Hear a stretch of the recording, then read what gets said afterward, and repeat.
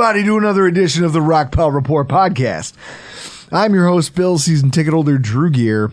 That's my producer, Chris Kruger. That works better with our intro. That was more of like a metal growl. Oh, I've been listening to I've been listening to a lot of heavy music lately. I'm trying to get back into it. It sucks. You get older. Chris, I grew up a metalhead. Oh yeah, yellow card, real heavy. No, but like, okay, so my very first guitar at the age of 15 was a BC Rich Warlock. Because I was like, oh, the cutaway on the top is perfect for me to be able to kind of sling low. And you can just kind of headbang over the top of it. And I was vindicated for that purchase when Slipknot became popular. And then, because I bought that guitar 2015, or I was 15 years old, which if I was born in 1985, would have made it 2000. So Slipknot had like just kind of started to become a little more popular outside of the Midwest. But I bought that guitar before I had ever seen the band Slipknot play. I had seen the guitars that Kerry King had played and that Henneman had played for Slayer, and I had seen some of the cooler looking guitars, the Explorer that James Hetfield played. And I was like, I want a guitar like that. I want a guitar that screams mean, because that's the type of music I want to play. Because it's every young kid, I think. It's testosterone fueled. I want speed. I want it loud. It needs to be abrasive. And then you get older and you're like, fuck, some of this just sounds like noise now. Now, some of it's really well done. Some metal still holds up. There is some hard rock and some new rock, as some of you will call it, that still holds up. There's a lot of it that doesn't. But, yeah, like, Chris, metal, trying to get back into it. Yeah. I'm giving it its honest due. Guys, we are here tonight talking about overthinking things. It's the theme of the show tonight. I want to start with a story as I I make myself a Kentucky gentleman. Chris, what happened last week? During our last podcast, what happened here in the studio? So we did 2 shows. We did an After Dark, and then we split. We did it on a Monday, because my parents came in last Wednesday for a week. And since I had to go to work, we finished up 9:40. I'm upstairs getting dressed, and I'm assuming when I come back downstairs, Drew and Iman are just finishing up getting all of their shit together. Then we all leave together like men. But I come back downstairs, and they're both still sitting in the studio chatting it up. And I had to run, and I said, lock it up. He says, hey, lock the front door. I got to go to work. So he leaves. Iman and I continue to sit here. We were here till probably about 11:30. Right? Despite your text message of go home at about 10:30. Yeah. We had a good laugh about that. So it comes time to lock the front door as we're leaving Chris's house. And he tells me where the hide key is. He goes, I've got this hide key. You got to go back out there, backyard, what have you. And I say, okay, that's fine. I can go get the key from the backyard, whatever. Yeah. Now, I go to walk around the back of the house. Chris? Yeah? There's a gate there. Yeah. So I'm thinking to myself, obviously I have to find a way over this fence. Like I have to, because there's open the gate. Okay. It's nice of you to tell me that now. So here I am. I'm out there. And I'm looking at this fence and I'm going, all right, I'm going to have to find a way over this thing. And at first I take a running start and I try to jump it, but after a handful of drinks, that doesn't work. So, Chris, this is all going on the side of your house. I'm texting Jessica right now. I then proceed to, I look and I go, oh, wait a minute, there's a big cardboard box. I can stand on top of this box and then use that to jump all like over the fence. Because at that point, it's a tall box. It's long. It looks like a refrigerator box laying on its side. But I can stand on top of this and then use that. Whatever's in there is going to bolster me, and I'll be able to hop over the fence. I climb up on top of this box, Chris, and immediately fall inside of it to find out that you're just keeping spools of chicken wire laying around? No, I was throwing that out. Spools of chicken wire. And now I'm in the chicken wire. My legs are just mangled, and I'm being massacred by this thing. I fall out of the box. The box falls over. It makes a ton of noise. Neighbor's light comes on. Like it? I fix the box. I then, just out of just adrenaline from having fallen into a box full of chicken wire that just gouged me to hell, I do the thing where you just take a running start, 2 hands on the top of the fence, and I just vault over the top of it. Tumble on the other side. I'm rolling around on your patio. God, I hope you landed in dog shit. I did not. I get up. I go to the place you described. I find the key. I get back to the fence, and I'm like, oh boy, how do I get out of here? And that's when it dawned on me that the gate was just open. The gate's been open this entire time. You literally just lift the latch and walk in. Yeah. Chris, all of that effort, maiming myself, upsetting your neighbors, the dogs in your kitchen are going crazy because they just hear a bunch of nonsense going on inside the thing. The gate was open the whole time. I overthought the scenario completely from top to bottom. Now, does it make you feel better, knowing that Iman and I were here late, making a bunch of racket, partying in the studio? Does it make you feel a little bit like vindicated or a little bit better knowing that I got it in the end? Well, you deserved everything that you got for not knowing how to open the gate on a standard chain link fence. I'm not even gonna say it. I could say it. I'm not saying it. It's you can overthink a lot of things, guys. Some usually to your own detriment. And I feel like we're already starting to do it with the 2023 Buffalo Bills. We're overthinking a lot of things here, guys. As we head into the offseason, people are running out of things to talk about. People tend to invent their own problems, Chris. Like when they don't have any, they invent them. I think we've all seen enough of that in society. Yeah. All right, we get that out of there. So, with that in mind, I kind of want to talk about some of the things that we look at. There we go. See? Chain reaction. Reaction. It's almost I need like more tequila. Is it like that thing where, like, if I yawn, you see it, you yawn, like it's psychological? Yeah. Did you know that if you, like, dogs, like, yawn, like that mental transference of a yawn can happen between dogs and people? I did not know that. Yes. I'll gargle this whiskey if I have to get that to stop. So, we're talking about topics that Bills fans might be overthinking at this point. First of all, free agent additions. I get it. Everybody loves the D-Hop idea. And why wouldn't you, right? Like, that's something that you genuinely believe that adding another former star wide receiver to your team, how could that not be a good thing, right? Well, there's other players that are out there, right?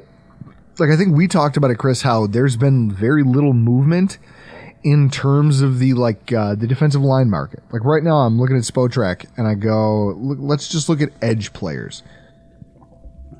Right now, available edge players. There are a lot of names out there. There's Leonard Floyd, there's Frank Clark, there's Yannick Ngakoue, Jadeveon Clowney is out there. Justin Houston, again, a guy who admittedly Bills fans are in love with. I think that's the Greg Thompson effect. I think he's been just kind of injecting that into Bills fans' psyche. Yeah. Over the course of the last few months. But the reality is, Anthony Barr is still out there as a free agent. Remember the time that everybody wanted Anthony Barr? Yeah. like, there are a lot of players out here who have quality starts in the NFL that are still out there as free agents. I would look more towards that than I would towards the edge group. Or you look at some of these other classes, you say, okay, I'm going to go to Chris, pick one. Let's say the Bills just signed Brandon Shell, right? Yeah. Okay. Who else is out there at tackle? Taylor Lewan still doesn't have a job. Brandon Shell got signed before Taylor Lewan. George Fant, Eric Fisher, like these are Juwan James. These are guys who previously have signed giant contracts because they were good at what they did. And now they're just kind of out there in the wind. Hey, Ty Nseki's out there. Ooh, let's get him. Let's get him back. 37 years old. Do you remember when I was so excited about nailing him as a Bills free agent target? Yeah. God, that had to be one of the early years of this podcast. I guess we might be overthinking this because when you look at the Bills depth chart, where do we really need help, Chris? Like ourlads.com, you go there, you pull up the depth chart. What do you see that you need? I don't know. I wouldn't know. Linebacker? I don't know. Maybe, but you also just threw a ton of draft capital over the last 2 seasons at that position. So you're probably not spending in free agency because you had plenty of opportunities to do that this year, and you chose not to. Are there any linebackers left? Let's see. So I guess the idea is that people need to start understanding that there's no... We're overthinking this in terms of, well, who else could they add? Right? There's still a Zach Cunningham out there. He still does not have a job. Could he be a camp ad? Could he be somebody who comes in at the last minute? You shuffle some things around. Maybe. But they added undrafted free agent rookies before they made a bid for the services of Zach Cunningham. That probably tells me my franchise isn't interested. Miles Jack is out there. I know people were fired up about him. Why does Miles Jack not have a job, Chris? Kyle Van Noy. Isn't he injured? Doesn't he have like an injury history? Miles Jack? Yeah. Maybe. But Kyle Van Noy? Like, you could do worse. Like, break glass in case of emergency, practice squad player. 32-year-old linebacker Kyle Van Noy is not on a roster. 27-year-old Miles Jack, not on a roster. Guys, the fact that they're not rostered now, yeah, you could say, oh, it would be a smooth move for us to bring in a Justin Houston and Miles Jack and go get fucking the John Bostic. I'll never forget the day that John Bostic got drafted in the second round and everyone thought he was the next, like, he's gonna be the thing. I think he played for Kentucky and everyone thought he was going to be a great linebacker, and he is the epitome of journeyman. It's like, look, guys, sometimes these GMs know what they're doing because they look at who they brought in and they say, why spend money outside when I already have this guy in a contract? It already counts. The benefit I'm going to get from the guy in the market isn't that much better than what I'm going to get from the guy in-house. And you can say, Justin Houston, he's a little different. He's a veteran pass rusher who still has savvy. He still has a body of work that most guys don't. A Yannick Ngakoue. But it's clear that the reason they're not working right now isn't because they're not talented. It's because they want money that at their age no one's willing to pay them. So, the odds that they'll end up here in Buffalo, Chris, probably slim to none, correct? Yeah. So with that in mind, I think you're all overthinking these free agent additions over the course of the next month. I think you're thinking about it a little too much. You all need to calm down.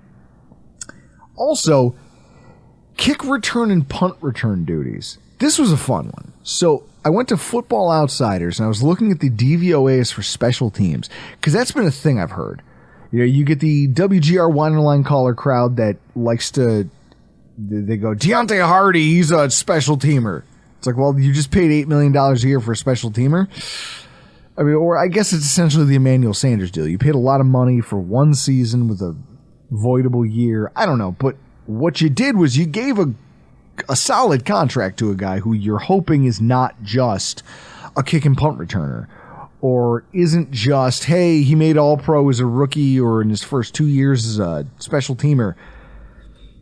You look at this and you say, well, who's gonna be our return man? Now, if you look at the depth chart right now, according to our lads, punt return duties and kick return duties are still belonging to Nyheim Hines. Holy shit, I said his name correctly on the first try. Yeah, good job. Mark it on the calendar. But it's interesting when you dig into some of the finer statistics about the Bills and just special teams, right? Nyheim Hines. See, there it is. I fucked it up again. I got cocky in the pocket. Football Outsiders. Buffalo Bills were the 2022 number 1 ranked special teams unit in DVOA. Last year they were 5th. So it's, and you know, Chris, we've bemoaned the fact that this franchise kind of prioritizes special teams at a time when I don't think that there's a case to be made it matters. I mean, you could just look at this. Like, field goals and extra points. You just signed Tyler Bass to a big extension. Yep. Because you believe field goals and extra points matter. Kansas City just won the Super Bowl. They were the worst team last season in regards to field goal and extra point DVOA at negative 10.7. But then you look at, it's one of those things, you go, the Bills were the best special teams unit.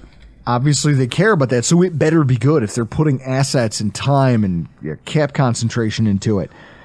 But then you look at how we got there, and it's interesting because in terms of field goals, like, you would assume that the Bills would be highly rated, correct? Yeah. Okay. I don't know. We're not in the top 5 for DVOA for field goals and extra points. We were, I think, top 10. Maybe 1, 2, 3, 4, 5, 6, 7, 8, 9, 10, 11. No, we're actually outside the top 10. That's not great, is it? But then you also say, you play football in Western New York. That's bound to happen. You know who the teams that suffered the worst, like in terms of the DVOA structure, who actually suffered the worst weather points? Who's that? Do you think Buffalo's in the top 5? I would assume if you're talking about weather. Wrong. They ranked 24th. Cincy, Seattle, Pittsburgh, Philly, Washington, Green Bay, and Baltimore all had worse weather this season while trying to kick field goals than Buffalo. Like, that's interesting because Baltimore also finished ahead of Buffalo in DVOA for field goals. So, like, that's to prove that Justin Tucker is just that guy, right? Yeah. But then you go off down the list and you say, okay, so what does returner actually mean? And you look at kickoffs, you know, obviously, like, our special teams are going to be good again. You have your kicker. You're not terrible. You're in the top 11 for DVOA for field goals and extra points. For punt percentage, the Bills were top 6. It's pretty good, right? And we brought the same punter back. There's cohesiveness in the unit, so you'd believe that that's a job that doesn't fluctuate much from one year to the next. Then you look at the return statistics. In terms of punt return, we're almost not even on the radar. We're like middle of the pack. We're very middling. I want to say we're probably about 12th, 13th, 14th. In kickoff return, we were number 1 for DVOA. But how much of that is based off of that New England game? Hines runs in 2 kickoff returns for touchdowns. Yeah. Without that, like, I'd like to see what those numbers look like without that boosting our statistics, because we were tied with Green Bay. But they gave us the nod for number 1 at 11.8. And then it's Minnesota, Chicago, Detroit. 3 teams that weren't great last year. Like, they were good. Minnesota was okay. They won their division, but they got trounced in their first playoff game. Not trounced, but they got beat by the 8th seed. Yeah. Like, I don't know. Like, I don't know about any of this. It's like I look at this and I say to myself, how important is this then? You look at the teams that are really good at special teams around us. You know who was number 2 in special teams DVOA last year, Chris? Houston. Ooh, they were good. They were good, kind of. In terms of punt returns, Kansas City, or in terms of punting, Kansas City was like top.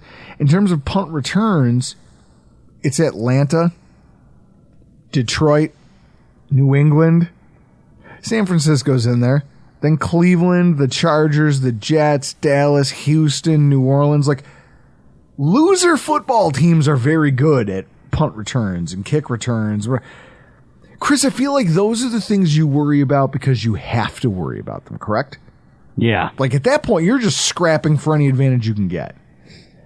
I don't think it matters who the kick returner or punt returner is for the Buffalo Bills next year. No. We haven't... Production's been weak out of that job. Hey, don't drop the football. Yeah. That's it. Find me a guy who won't drop. We trounced New England in a playoff game where Micah Hyde was our punt returner and he fair caught everything. You know what I had this weekend? So we, on the last show you heard me talk about Cousin's 50th surprise party.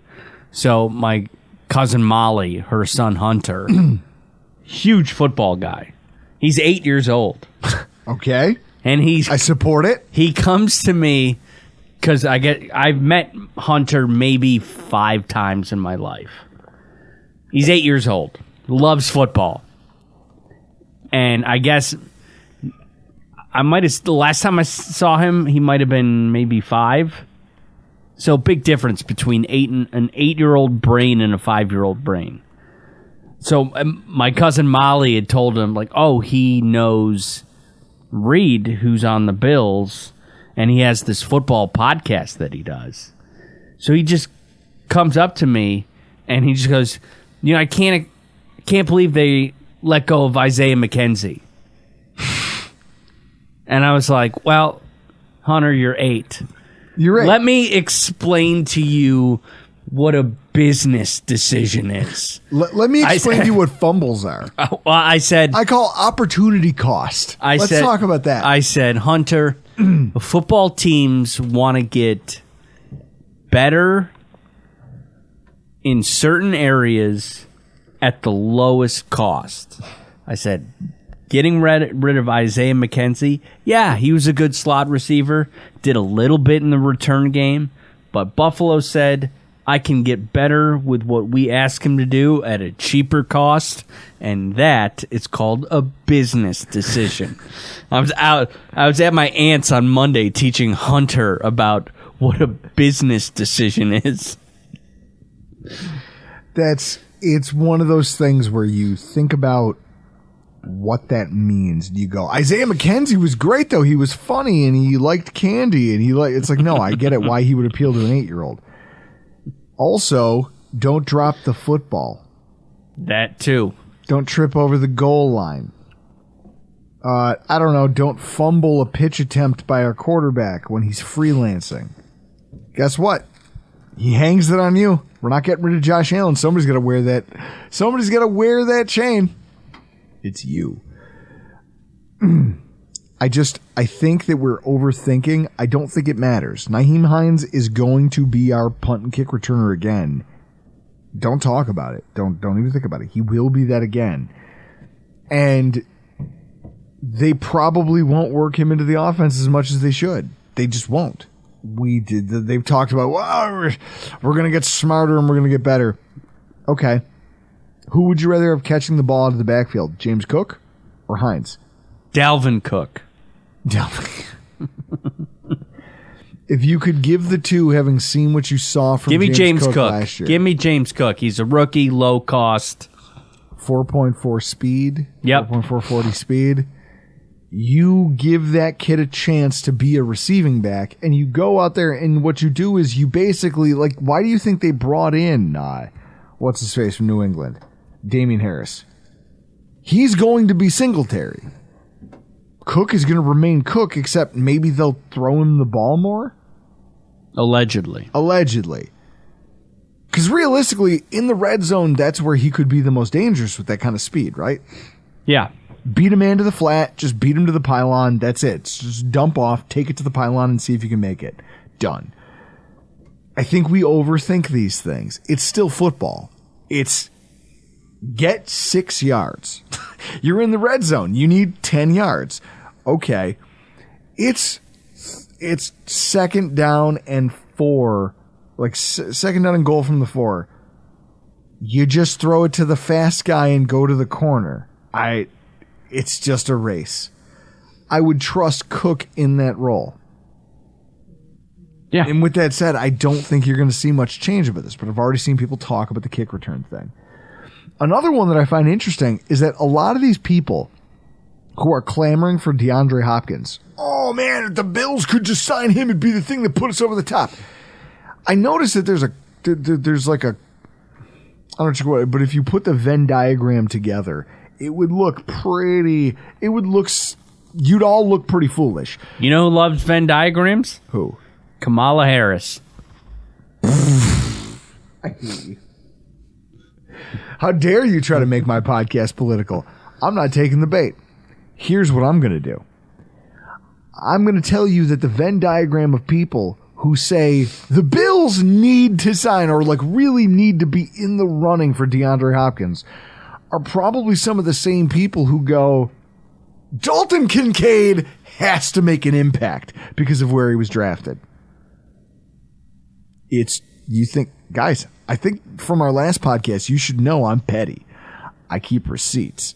Even if they're just mental receipts, I know who you are. I watch the things you say, the way you carry yourselves and the things that you choose to bitch about. I remember. I'm like Pepperidge Farm. I remember. So with that said, there's a lot of people who are out here clamoring for this signing, but who also think Dalton Kincaid needs to make an impact based on the capital the Bills spent for him. That almost seems like an oxymoron. Wait, you want to bring DeAndre Hopkins and add him to a room that already has a Gabe Davis, that already has a Stephon Diggs, that just spent a bunch of money on a receiver for the slot that they're hoping is productive for them, has a Khalil Shakir who hopefully grows into a role. Oh, you're just going to add another number 2 to borderline number 1 caliber wide receiver. Where is Dalton Kincaid going to find that production from? Where does that come from then if you do that? So I think you guys first need to decide what it is you're trying to be mad about here. Whether the Bills didn't sign Hopkins or whether what they want to do with Kincaid. But then let's talk about Kincaid for a second, because I feel like it's already being conflated as far as what his impact should be. Chris, I have in front of me the entire 2022 PFF receiving grades. Now, I made a chart out of it. Oh, nice. I don't have it. I will send you the photos so that you can put them in the YouTube overlay. What I'm looking at, I manipulated the data. I shuffled some columns around because, it's a thing I do. I love Excel. I love playing around with numbers and data.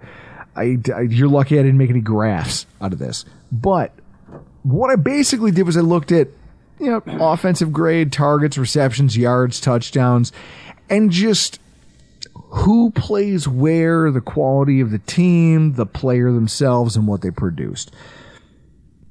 Chris, the best tight end in football is Chris Kelsey. True or false? True. Okay. 1,596 yards. 182 targets.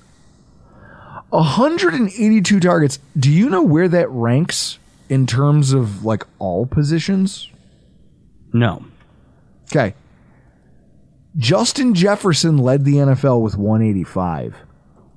Travis Kelce was second in the NFL in targets among all pass catchers. That doesn't matter whether you're a wide receiver or running back or whatever. Number 2 in the NFL, all targets. Who do you think was number 3? All targets in the NFL. Number 3? Number 1, Justin Jefferson. Number 2, Travis Kelce. Who's number 3? I feel like I'm going to be wrong because my brain says, oh, he was injured. But I'd go George Kittle. Tyreek Hill. That guy. Heard of him. Devontae Adams, CeeDee Lamb, and then Stephon Diggs. Stephon Diggs had 166 targets, 1,578 yards. 1,578 yards, Travis Kelce had more yardage than that. And I feel like because Travis Kelce has so much success and because we drafted him so high, everyone assumes he has to be Travis Kelce. I want to let you guys in on a little secret. So if I filter these results by just tight ends, I go who played the most games and then let's filter it by targets. And then you make a pivot table here and you look at your results and you look at who's at the top. Here's what I see. Chris, do you know what the average yards for tight ends across the whole league was?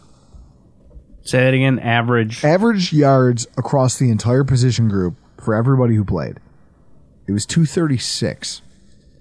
Now, if you take that and you go, I want to short this by the guys who played the most games or guys who had the most targets.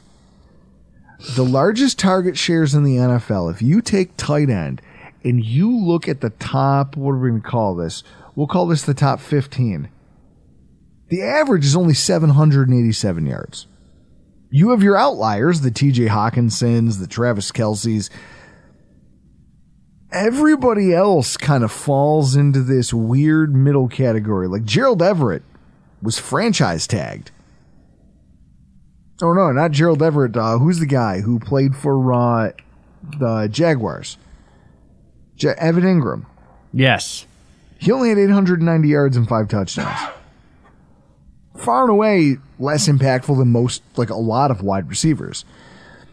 You go down the list, George Kittle, your pick, is like, well, hey, he had to be up there in impact.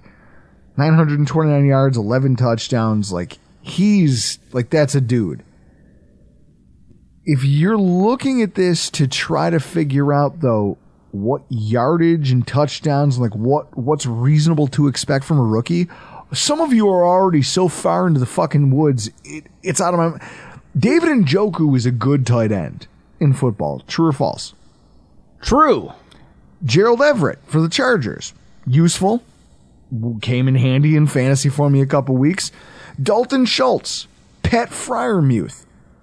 Pat Freiermuth, probably not a household name, but if you're a fantasy football savant, he's a guy you want to be paying attention to because nobody knows who he is, and yet he had 732 yards last year. He'll get yardage, not touchdowns, but yardage. Dalton Schultz got the touchdowns, 8 for 699 yards. But you look at the Dawson Knoxes, Tyler Higbees, David Njoku's, the Hayden Hurst, Tyler Conklin, this middle class of tight ends who are professionals who have been doing this for a while, and some of them have gotten some pretty sizable extensions. Chris, not a single one of them has more than 700 yards in the season. You're overthinking what Dalton Kincaid has to mean to this football team by saying that he has to be an impact player. I don't think there's an opportunity for him to be one. I think what he can do, right? He's not going to come in and be Travis Kelce. It's unrealistic. He's not going to come in and be TJ Hawkinson. Unrealistic. George Kittle. Unrealistic. Mark Andrews. Unrealistic. Thank you.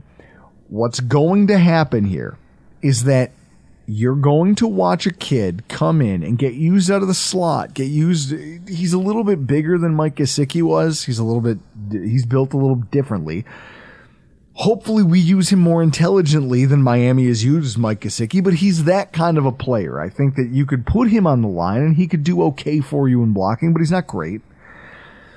I think in terms of target share, Chris, if I had to wrap this up, right, there's 105 tight ends in football who got fewer than 80 targets, fewer than 70. So realistically, what is the ceiling for where you'd expect a rookie to come in and contribute? I think you need to temper those expectations. 500 yards, 4 touchdowns. You know what's crazy? What? If you say that, then he's Hunter Henry for New England last year. They know how to use tight ends. Unless you kill someone. So this is one of those things where I think we are all overthinking this Dalton Kincaid thing way too much. Sure, can they use him in seam routes, glance routes? He's very smart. The idea is that you can use him in the kind of like an option game where it's like, hey, you and Josh get on the same page and you just take... The caveat to him was that he was the guy who knew how to figure out zones. He's supposed to be, what were they calling him? Swole Beasley? Yeah. You're supposed to be the guy who can be the safety blanket underneath and understand zones, know how to sit down inside of them, and do some of the things that Cole Beasley did, except help us do it out of 12 personnel.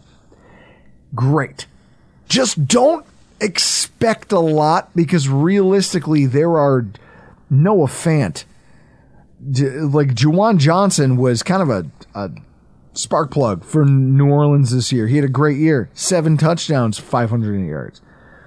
Like... Jordan Akins signs a fat contract, fucks up the tight end market. Yeah, he's, 5 touchdowns, 495 yards? Like, these are guys who have, Robert Tonyan, I'm just going down the list, like, there are a lot of guys here who they're veterans. They've had multiple years in the league. To expect anything like that is fucking crazy.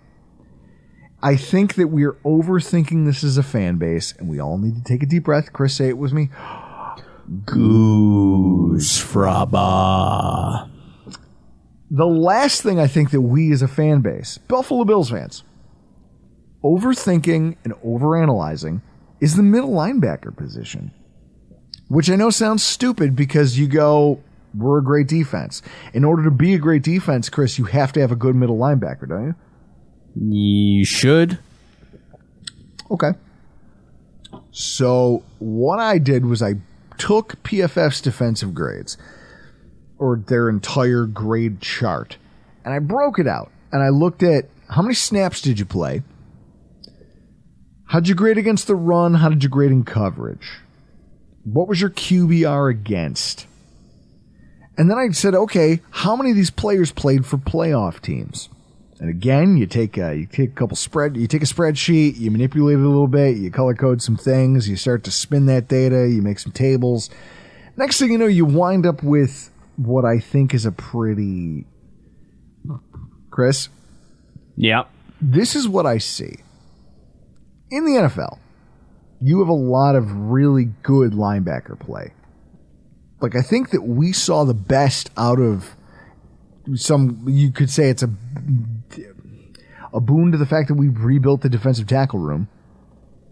And that's why Tremaine Edmonds looked as good as he did. You could say that it was a contract year. And he did the, what was that guy from the Sabres? Drew Stafford? Oh, Drew Stafforded us? Huge Stafford fan. Yeah. He had one great year and then went right back to being mediocre. Yeah. Yeah. He had like 30 goals in a contract year. And then we signed him, and then he sucked. He didn't suck. He just didn't live up to 30 goals. Well, he just went back to being the guy he was before that. Yeah. You look at the guys who performed well, like the best linebackers in football, according to grading.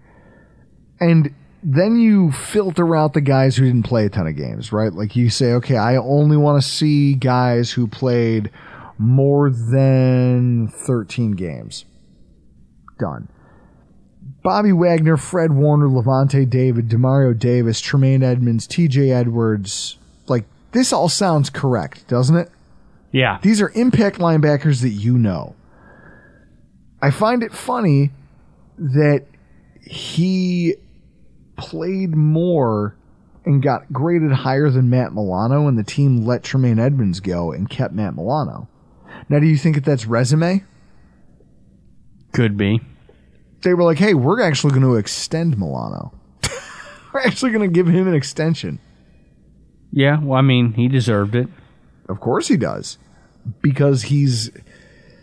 So it's one of these things where you take a look at this hand-wringing that's going on right now amongst Bills fans about, well, who's going to be the middle linebacker? Who's going to do it? Because if we don't have a good middle linebacker, then it's impossible that this defense is going to suffer. Chris, I'm looking at this chart right now.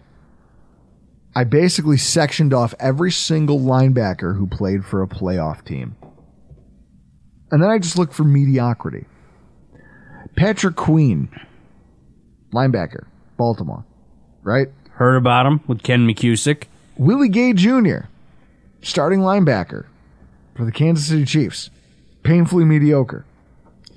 Kaiser White in Philly. You know, you start to look at these snap counts, and then you spin it that way, and you go, who played the most, and who was painful? Devin White. Now, mind you, Tampa Bay made the playoffs on a technicality. Yes, there are a lot of great linebackers playing for playoff teams. There are you see a lot of impact players there. You know, you get your Nick Boltons from Kansas City, Olakun from Jacksonville, Fred Warner from San Francisco. These are guys who make game-changing plays. T.J. Edwards had himself a really nice year. I don't know that I've ever even heard of him before, but he had a really nice year as a linebacker for them. Obviously, there's Matt Milano. There's guys like Roquan Smith. But, Chris, you go down the thing, it's like Devin Lloyd for Jacksonville. Played 1,000 snaps. He was one of the worst linebackers in football. Their team still made the playoffs, didn't they? Allegedly. Jordan Brooks from Seattle. Not good. But really, in fact, really terrible in coverage. Really terrible in coverage. Jordan Brooks, his QBR against over 120. When targeted, the quarterback's QBR is a 120. He's a linebacker who took 1,000 snaps for a playoff football team.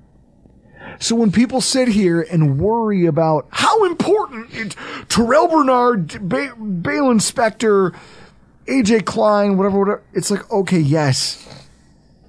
If you're a mediocre football team, it probably matters, right?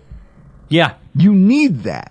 And when you were the 2018 Buffalo Bills and you spent a first-round draft pick on the linebacker that you did there, Tremaine Edmonds, you did it because you knew you were a mediocre football team that needed to be a great football team. You needed impact players at every single level, and you traded up and you took one. You are no longer that same football team. And so in that way, you've now joined the class of teams where you say, hey, I can be like Kansas City. Like if I filter this thing and I say, I just want to see Kansas City linebackers. Chris, do you know that Nick Bolton's the only one that graded positively? Did not know that. Willie Gay Jr. is painfully mediocre and he sucks at run defense. That's it. They don't have anybody else who takes snaps there. Willie Gay Jr. has been suspended and injured throughout his entire career. Like, that's it. He's not reliable. He played a little bit more than half of Nick Bolton's snaps last year. That's it. That's all they have. Like, no team is perfect. Every team's going to have its warts. You're also talking about a Buffalo Bills football team where the head coach is the one who still drafted a Shaq Thompson when he had Thomas Davis and had Luke Kuechly. He still drafted another, like, I want to say that Shaq was it was one of those, almost like a Matt Milano deal, like a safety turned linebacker, going to be kind of one of those tweeners. And he rolled the three of them in all kinds of exotic formations, and it's kind of what keyed a lot of Ron Rivera's success that we just made fun of in the last podcast. Do you, Chris, feel like it's the end of the world if the Bills only get mediocre line play or middle linebacker play, given the way that they've beefed up the defensive tackle room? No, you know why? Because we have Josh Allen. And that's all that matters. And that needs it. Well, and you look at the teams that win the most. The teams that went the farthest in this past postseason, that's the answer, right? It's, hey, I'm KC knowing that I have one really good linebacker and everybody else is kind of just dudes. I will outscore you to a point where my linebacker doesn't fucking matter. If they blow a play, they give up a long touchdown, they lose contain on a running back to the edge and give up a first down, fucking matter. Give me the ball. I will punish you when I get it. That's the way that this league is trending. It's the way the Bills need to be trending. It's why you see them drafting a Dalton Kincaid. It's why you see them going out and trying to beef up the offensive line so that they can maybe find a little bit of something in the running game and signing a Connor McGovern. And their focus is making the offense the club. The defense no longer has to win us games. And so in that way, when I look at this middle linebacker competition, I say, I don't give a fuck. I don't care. Because what's going to happen is this, Chris. Terrell Bernard, or let's say Dorian Williams wins it, or let's say Balin Spector shocks the world and is a 7th round pick. Week 1 is the Bills starting middle linebacker. The margin of victory is not going to be decided by that one guy, is it? No. It's you signed a Taylor Rapp specifically so you could go safety heavy and litter the field with defensive backs who still play in the box well. I don't know. I think all of this crying about the middle linebacker position that's going on is just much ado about nothing, because realistically, yes, it will cost you moments. There will be plays where you go, fuck, I miss Tremaine Edmonds, because Tremaine Edmonds would have batted down that ball, or he would have deterred a quarterback from throwing into that zone coverage because he's so big. But by and large, over the course of the season, our season will not be dictated by that position, because you just look at this and you look at the number of teams that were really unsuccessful with a lot of really good linebacker play. And then you look at the teams that were really successful that had really mediocre linebacker play. I mean, that's your Devin Lloyd, Jordan Brooks. I mean, let's go on. Kenneth Murray from the Chargers. Kenneth Murray's been a disappointment ever since he was drafted. He's terrible in run support. He's barely passable in pass coverage. Playoff football team. Chris, Miami with a Landon Roberts. He played 700 snaps of defense, which is essentially half a season. A little bit more for a linebacker. Not great at anything. He's painfully mediocre across the board, but guess what? They got away with it. Having that guy on the football field. It did not preclude them from making the postseason. At that point, it just comes down to coaching and structure, doesn't it? Yeah. Hey, I know we have the 22nd ranked coach in the NFL, but do you trust Sean McDermott to come up with a plan now that he's the play caller? Yeah. Okay. So then can we all agree that maybe we've wasted a lot of time debating who the middle linebacker is? Yeah. Okay. So the next time someone tweets out, well, this guy took snaps with the ones, and then today this guy's here. Say it again with me, Chris. A goose fraba. Because I don't think it matters. Guys, I'm just one man with opinions and a glass full of whiskey. That's it. Let us know what you think. What do you think is the most overthought thing amongst Bills fans this offseason? Tweet us at Rockpile Report. Best response, I'll send you something nice. For tonight, we're going to get the hell out of here. I'm Drew Gear. That's Chris Kruger. Spend your Rockpile Report.